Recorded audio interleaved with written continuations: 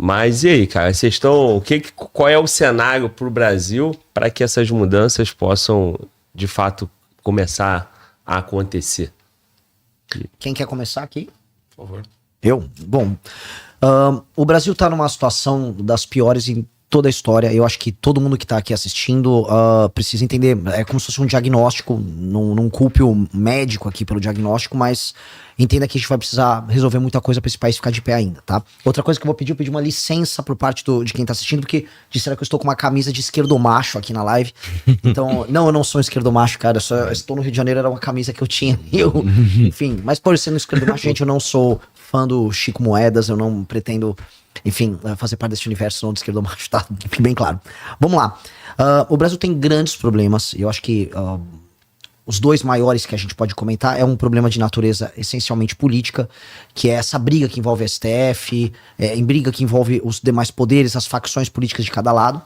E aí isso se reflete em a gente não conseguir resolver os dois maiores, vamos dizer, sintomas disso tudo. Um é a crise fiscal. O Brasil vai quebrar até 2027, 2028.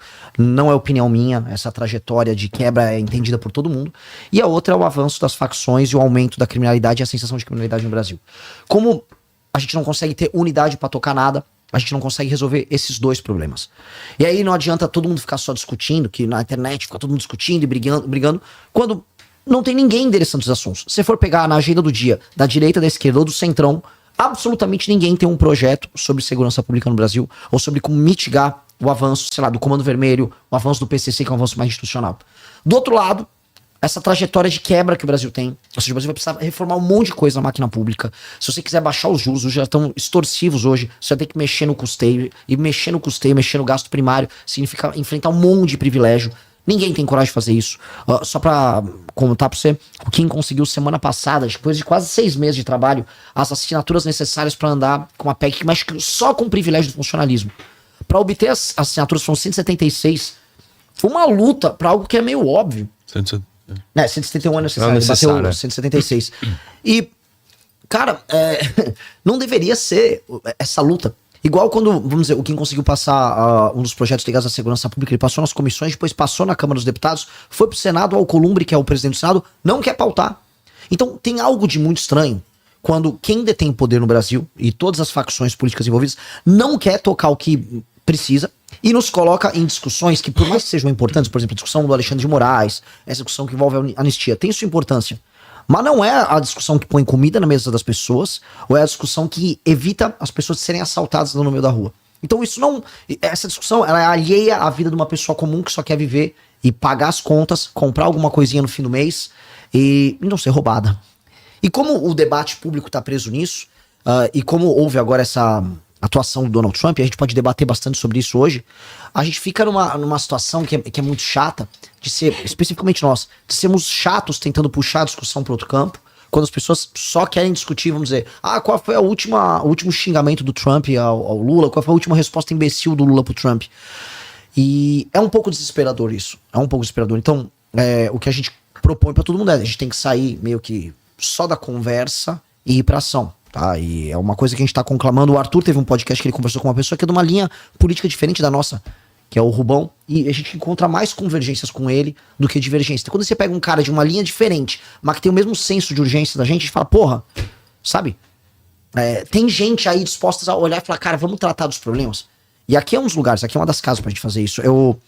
Se eu fosse trazer agora o problema eu não sei dizer como vai terminar a crise Alexandre de Moraes, Lula, Donald Trump. Eu não sei até que ponto Donald Trump vai levar, vamos dizer, essas punições que ele está colocando ao Brasil do ponto de vista diplomático, de sanções, e que se isso pode ou não inviabilizar a economia brasileira. O Brasil é o país, até agora, o Renato que me corrige, é internacionalista, em que as tarifas foram aplicadas num valor mais alto. Sim. O Brasil também foi o país em que a Magnitsky andou. Então, naturalmente, não é só parte do projeto norte-americano de, vamos dizer, diminuir o valor do dólar, aumentar a competitividade dele e fazer os Estados Unidos ter uma maior participação global em termos de produto. Não é só isso. O caso brasileiro envolve política, e quem fica tentando diminuir o papel do Eduardo Bolsonaro e do Paulo Figueiredo como caras que organizaram isso, mente. Eu não gosto do Eduardo, nunca falei com o Paulo Figueiredo. Agora até o Haddad, ele tinha uma agenda marcada com o secretário de Tesouro, o Scott Bessent, ele desmarcou dias antes. E um dia depois o Eduardo Bolsonaro se reuniu com ele e o Paulo Figueiredo, mostrando que eles teriam mais interlocução do que o governo brasileiro. Sim. Então o Trump tá atuando ali, tem um interesse que envolve, vamos dizer, ajudar os Bolsonaro em alguma medida. Tem uma coisa que, pô, a gente sempre defendeu, e é real, a gente do campo da direita sempre defendeu, que é tirar o Brasil e a América do Sul como um todo desse polo que a gente pode chamar bolivariano e de uma adesão que tá acontecendo lentamente com a China, que pode ter consequências ruins, no geral. Mas a que preço? A humilhação nossa, o fim, não vou usar o termo soberania que o PT usa, mas o fim do autorrespeito que o Brasil tem que ter como nação. A gente realmente precisa do Trump apontando o dedo pra gente e do Marco Rubio fazendo isso pra gente resolver nossos problemas internos? A gente é incapaz de resolver isso? É isso que eu queria botar na mesa pra começar, tá? Eu não acho que o Trump esteja interessado em transformar o Brasil na democracia mais funcional do mundo. Pra mim, o Trump quer alinhar o Brasil ao governo dele, não é nem aos Estados Unidos, é o interesse personalíssimo dele, como ele faz com outros lugares. Isso não necessariamente é bom pro Brasil.